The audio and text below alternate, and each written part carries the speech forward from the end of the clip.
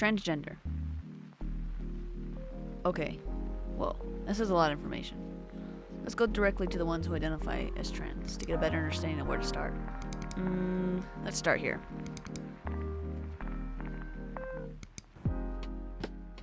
The most important things that you can kind of do to learn is well, obviously ask a trans person nicely in a comfortable way, and if they tell you about it, that's great.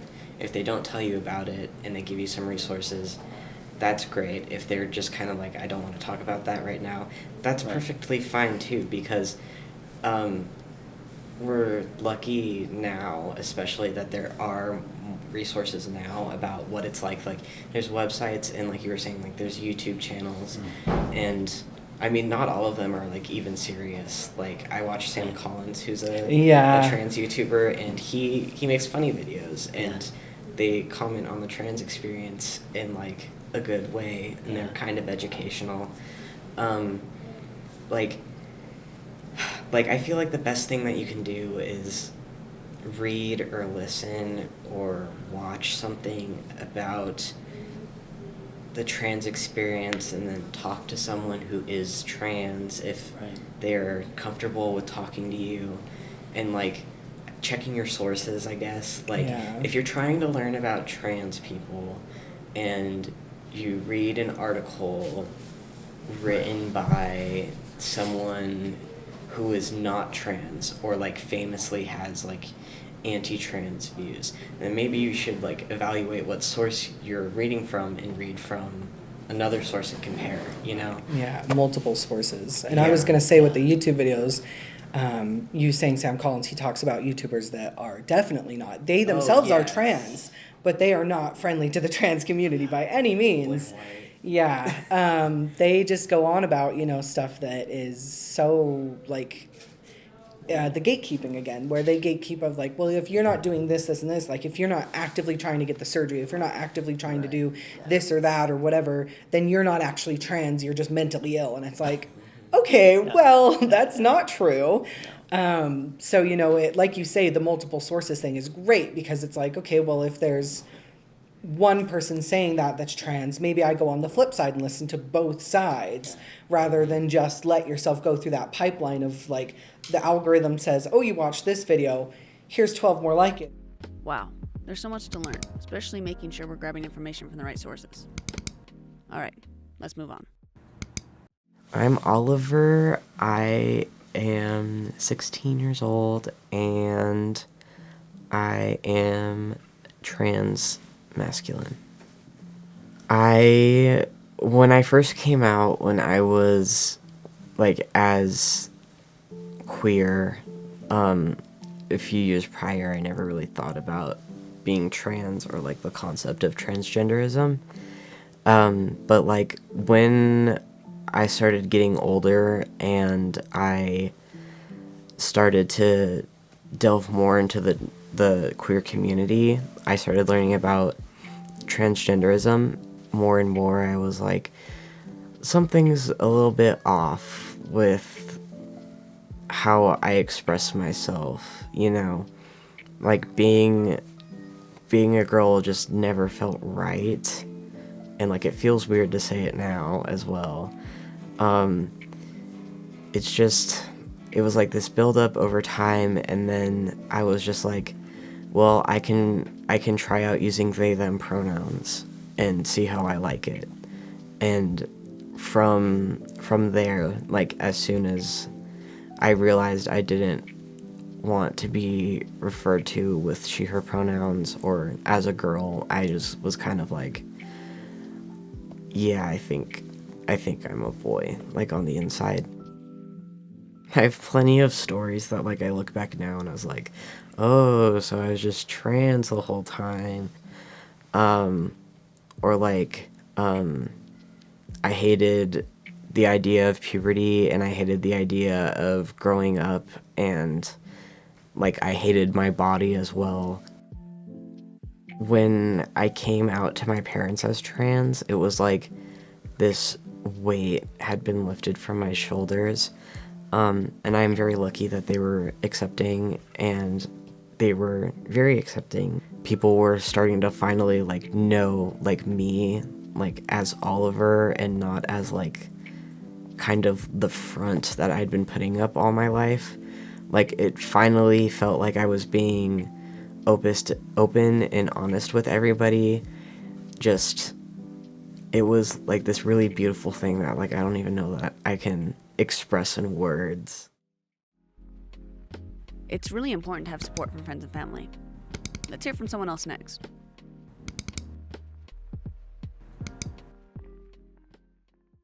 My name's Sarah Jade Woodhouse.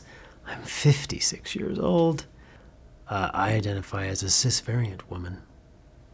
I have always known throughout my life, like from the time I was like 4 years old, and people started breaking off into like boy groups and girl groups. I always knew there was something different, but this was the 60s or 70s, and I was in small town Salem, Utah, so the word trans anything was not in my vocabulary. The worst part was watching my then spouse, my then wife, start to kind of feel like somehow she was responsible for whatever was going on, and I was like, I just couldn't have that happen. She knew something was wrong. I knew she would know something was wrong, and it took a long time for me to just kind of, since I didn't have the words, I just told her that I felt like I wanted to be like her. And that was a hard conversation. Initially, my coming out to my family seemed pretty good, right? They all said that it didn't matter to them. They were always going to love me no matter what, kind of a thing. But it took time to find out that wasn't, that it was all of this up front, but very different behind the scenes. And my mom stopped me as I tried to explain it. She stopped me about like mid-sentence. She goes, does this have anything to do with your friend James? I had a friend who I'd met through a film, James, and he and I would hang out a lot together, and I was like, James, and then it clicked. She thought I was gay. I'm like, well, no, James is straight. This has nothing to do with James, but I do like men, but there's more. And then I went on. But she could never wrap her head around the fact that I couldn't just be gay. She goes, I don't understand why you have to dress in women's clothing and all this other stuff. Why can't you just be gay? And I'm like, well, because I'm not gay. And my dad, now I was raised LDS, as I said before. And my dad was a Mormon bishop. Well, he served in the bishopric. He was a bishop. He served on the state council. So he was very, very active LDS person. And he said, well, you just need to pray, pay your tithing, go to church, and everything will take care of itself. That was his answer. I said, I don't think it's going to work out that way. But he also didn't disown me, said he still loved me. Sarah's great. Let's keep going. Milo Johansson is my name. I'm 28 years old, and I am a trans man. I use he, him pronouns. Gosh, when did I start transitioning? Probably like 2019-ish.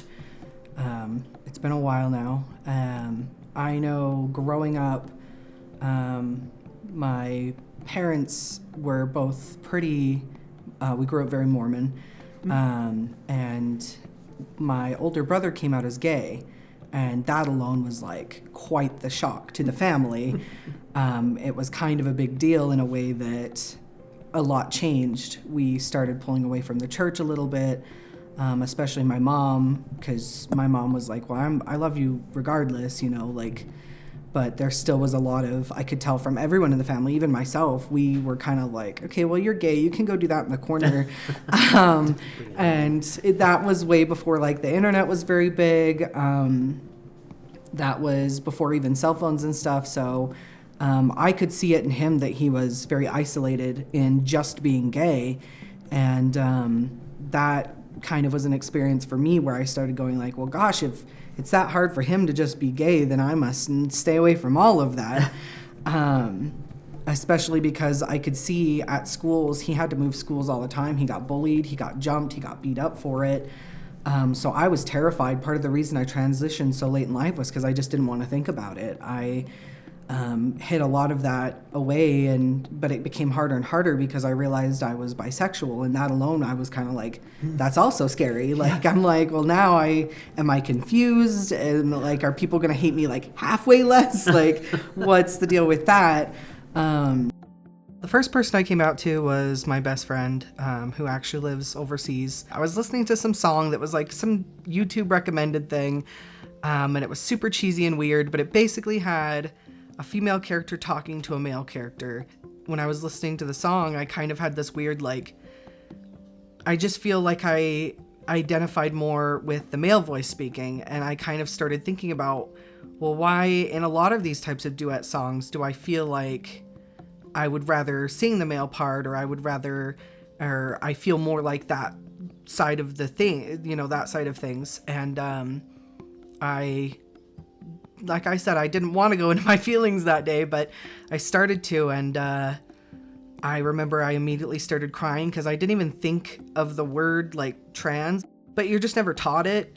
So I don't even think I thought the word at first. I think I just kind of had the feeling of like, oh God, what if this is what I am? And that was kind of my epiphany moment. And from there I started doing a little bit more research, and lo and behold, that's what it was.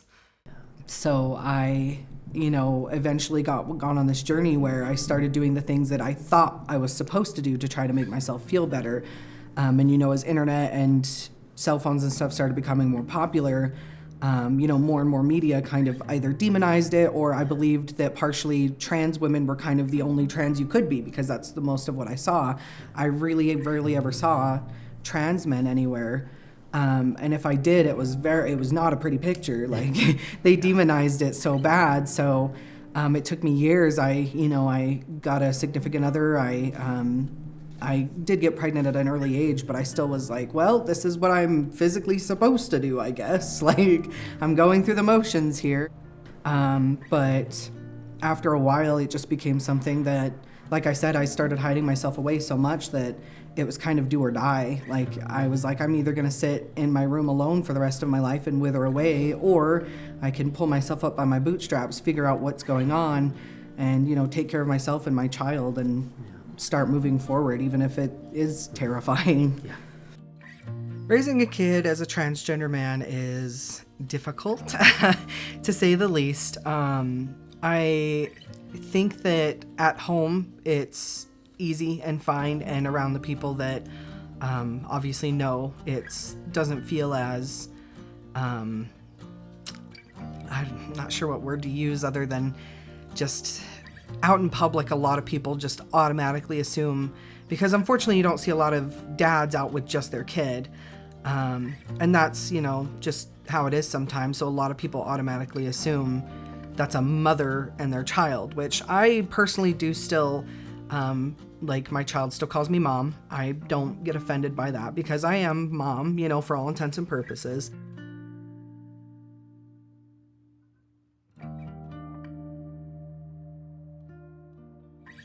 But out in public, it's definitely, it just makes people assume, and it's not something that usually bothers me, but if I get caught in a conversation with someone, it's not very comfortable because they start assuming things and saying things that are like, oh, as their mother, and I'm like, well, you see, yes, but also no. Like, it does make that a little bit harder, and on top of it, it's kind of scary with a lot of like the laws in certain places being passed, as parents are having their children taken away for being trans. And I always joke about like over my dead body, but I'm like, that's a little too real sometimes, so it's not super ideal out in public, for sure. Let's learn about dysphoria and the study behind it. Let's see. This first website we found, Dr. J. Graham Thiessen, obstetrician, gynecologist. They are experiencing dysphoria because the gender they feel on the inside does not match their external sex. And the goal of treatment like hormone therapy and surgery is to help their body more closely match where their brain already is. And if we scroll down more, there's another quote.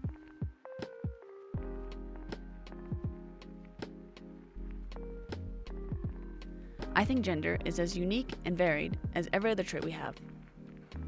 Just like we all have different colored eyes, the genetic variations that make you, you. Easy enough to understand.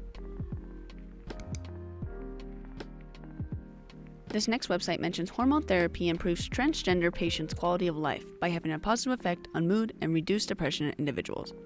Hormone therapy can save lives, and it plays a huge helpful role in those suffering from gender dysphoria.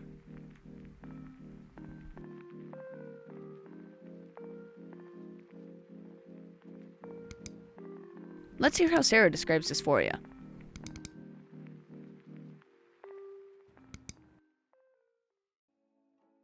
You know, I've had people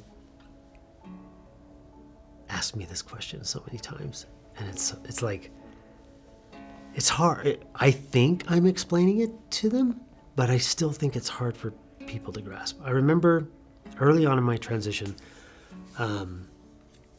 I had a lot of drag friends, which I think a lot of trans people end up having a lot of drag friends. I guess just because that's the first community we kind of go to, a lot of us, right? Because it's like, oh, here's some people. They may not totally be my experience because I'm definitely not a drag person. I was at a D's on somewhere here in town. I think they called it Freaky D's. They used to call it Freaky D's because all the freaks hanged out there. But and I was at breakfast something with two of my drag guy friends, and they were sitting at the table, and one of the guys said, "So, I don't get it." And he's a gay man, but he was like, "So I don't understand. What is the difference between what I do and what you do? Why are we different?" kind of a thing. And I told him, I said, "Well, do you want to get rid of your penis?" They said, "No, I love my penis." And I'm like, that's the difference. You don't want to get rid of it. To me, I absolutely abhor having it to the point that if I could stand the pain, I would have sliced it off myself a long time ago. It doesn't belong. To me, it is a foreign piece of flesh, much like a deformity or a birth defect, that I want to get rid of completely. So that was the second time that I kind of like tried to define this. And he got it at that point. But the closest approximation I can even put it is if you are a cis person and your brain matches your body, your sex organs, your genitalia, everything. If you were to take who you are today and shove you into the body of the opposite sex tomorrow. Now, some people might, especially some men might think, hallelujah, that's fun, right? But that would last all of maybe half a day, if that, before you started realizing that there's so much more that goes into that. You got to go to the women's restroom. You got to go through women's functions and things and all of that about your body. Same with trans. If you're a cis man or a cis woman, and I put you in the body of a man tomorrow, the fascination of it would last maybe a day before it would become hell to you. Then you take that and you amplify that, but by however many years this trans person has been alive, imagine having to live that way for a year, 5 years, 15 years, 20 years, 40 years, 50 years. How long would it be before you would ultimately say, I can't live this way anymore? And either find a way to change back or end your life, which, let's face it, trans youth suicide rate is 50%. I don't think that hits people hard enough. 50% means that on average, if you meet two trans people, one's going to be dead. It's not much better for trans adults. It's 48%. And the most recent statistics is 82% of us have attempted suicide.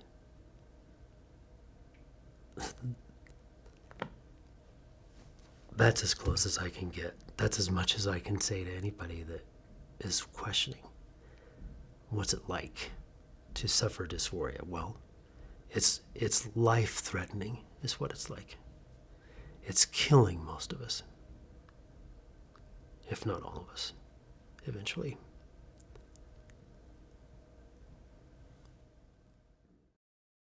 We should all be aware of the statistics. Let that sink in.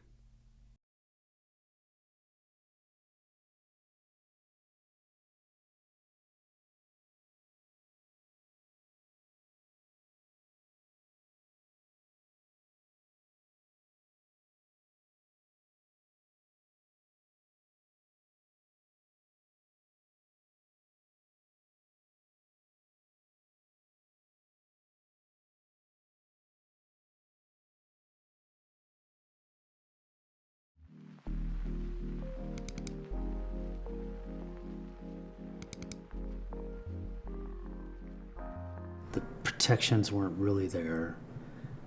The knowledge of transness wasn't really there. And now, today, right, there's lots of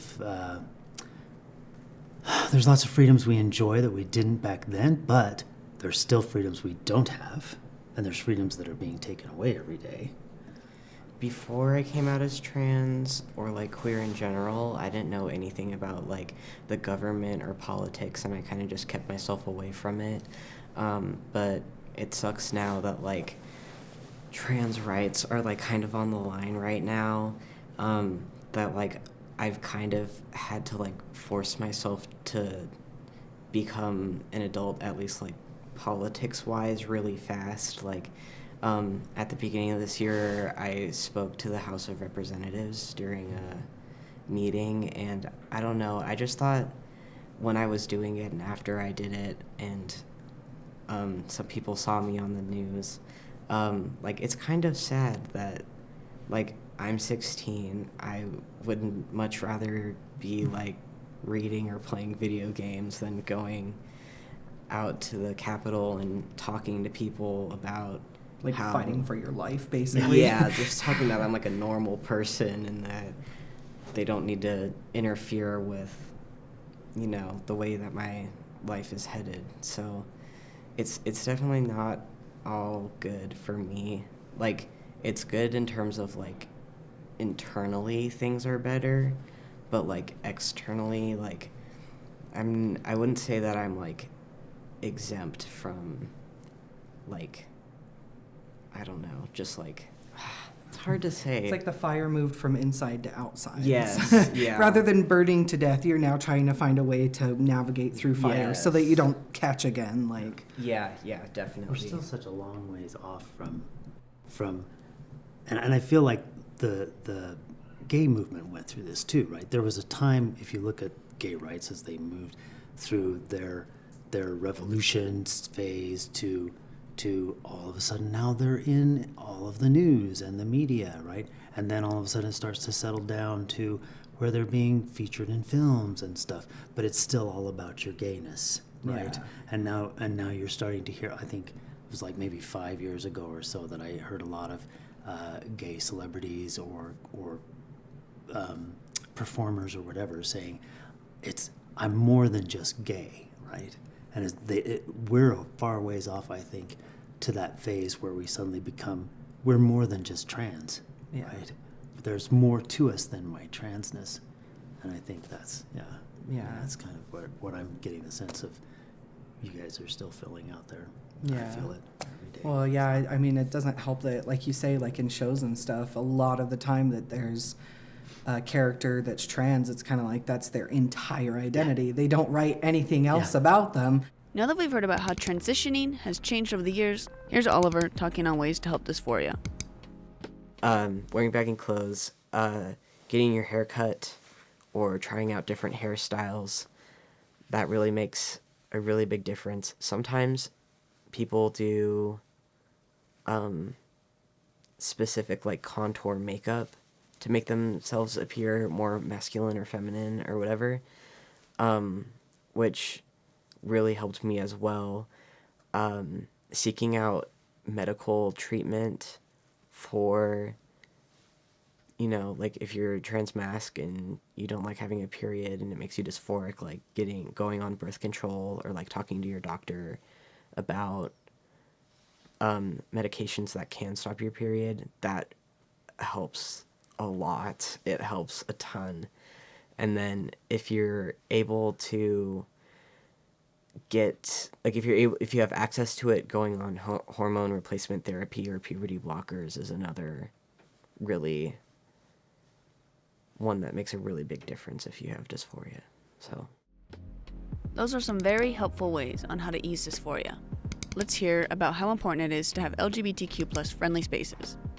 I would say that it's really important to have like LGBT spaces because, you know, like especially like with trans people, I feel like now like trans people are like super marginalized, and they, from my experience at least, like my friends have had a harder time like meeting people and talking to people, especially people who aren't trans. Like, I guess they just feel like the people who aren't trans just feel like they can't talk to us at all, or like they have like no, like it's kind of like still on the outskirts a little bit. But just like having a space where like you can talk like with other trans people is just so important, because like it's like validating, because like people see you and people hear you and you can talk about your problems and someone's like, oh, I experienced the same thing, or someone's like, oh, I experienced that and this is how I dealt with it, or like here's some advice that may be helpful to you if they're asking for advice.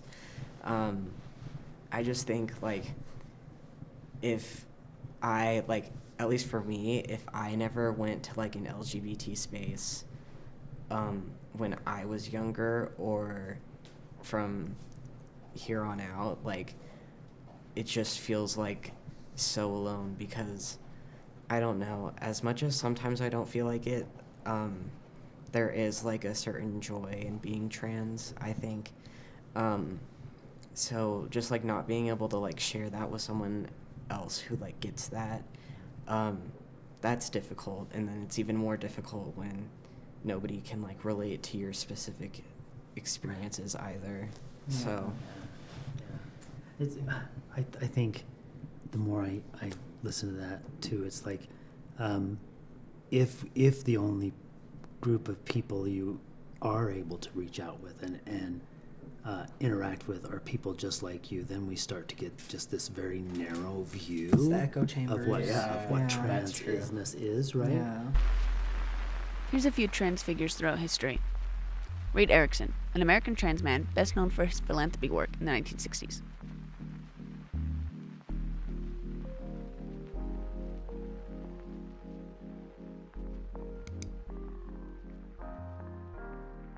Bella Ramsey, the co-star of The Last of Us, identifies as non-binary.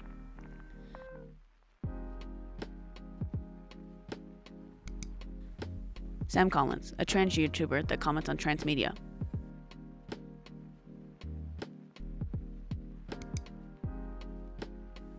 Jemmy Dodger, another trans YouTuber who's talked on various trans-related topics in media.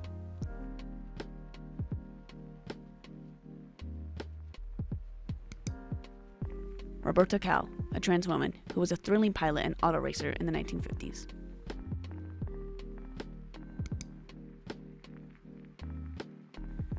Elliot Page, a well-known actor who recently came out as transgender, did an article with Time.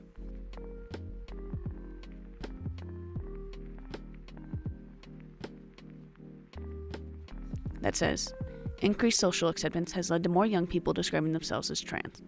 1.8% of Gen Z, compared to 0.2% of boomers, according to a recent Gallup poll. One last website on how LGBTQ+ rights have changed 50 years since Stonewall is saying the inspired generations of activists and jurists are working together to overcome legal obstructions to equality. we're seeing more progression, courage, and joy as the years carry on.